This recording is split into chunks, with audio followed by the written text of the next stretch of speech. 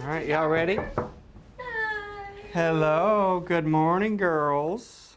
It's all work and plenty of play for Dr. Bill Didelot. You're still very flexible. Somebody still put your legs on backwards. Look at that. This surgeon is a gentle genius. Oh, and he loves his job. It's more fun to take care of kids. Overall, they tend to do better. Because they're kids, they heal faster. They want to go play. That motivation, coupled with his engineering background, allowed Dr. Didelot to personally design orthopedic solutions for his young patients. In fact, sometimes he has to make it up as he goes along. You can't use the adult modalities to treat these in kids, and we don't have good options for some of them. Happy birthday, 13-year-old. One of those young patients, Jessica Barnhart. Dr. Didelot met Jessica in his first year of residency, when she was just a year old. Born with a rare condition called Melnick needles, Jessica's underdeveloped ribs were essentially squeezing her lungs. Her bones grew crooked. No one in my mentors had ever heard of her disease. I'd never heard of her disease, and when I researched it, I could only find 14 people in the world that had her disease. The solution? Surgery. Every 6 months to straighten her out, lengthen her spine, and widen her ribs. What they'd done was put titanium rods in her ribs to make her more barrel-chested. After her first surgery, we never knew this, but her lungs were actually folded in half. And they never really inflated completely, but she had probably, what, 3/4 of her use. Over the course of 10 years, Dr. Didelot and a handful of other specialists operated on Jessica 30 times. And because there are so few documented cases of this disorder, many of those surgeries were engineered by Dr. Didelot himself.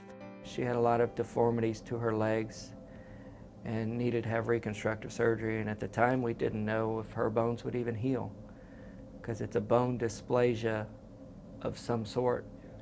And it was a big undertaking. I operated on her femurs and her tibias and did multiple osteotomies through the bone to try and straighten them out. And luckily they did heal. Didn't all heal where I wanted them to heal, but they still healed.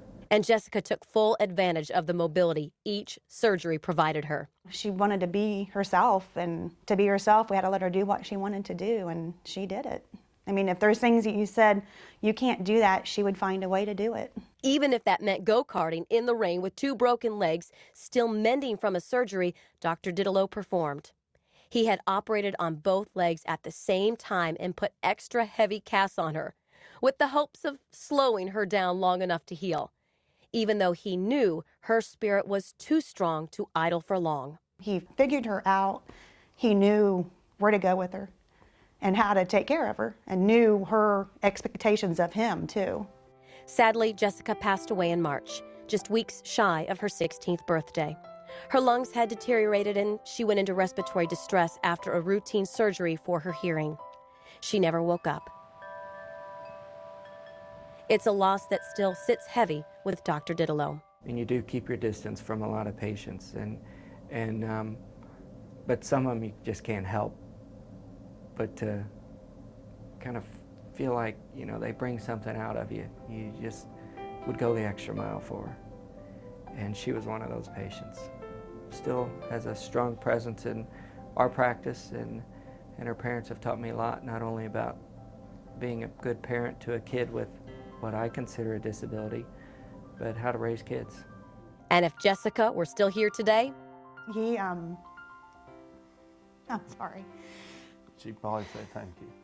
Yeah, because he helped her so much. It all happens for a reason, and we think he got Jessica, and it was the best experience we could have.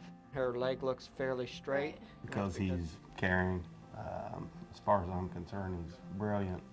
Over the years, he's not just a doc, he's become a friend. Mm-hmm. Family.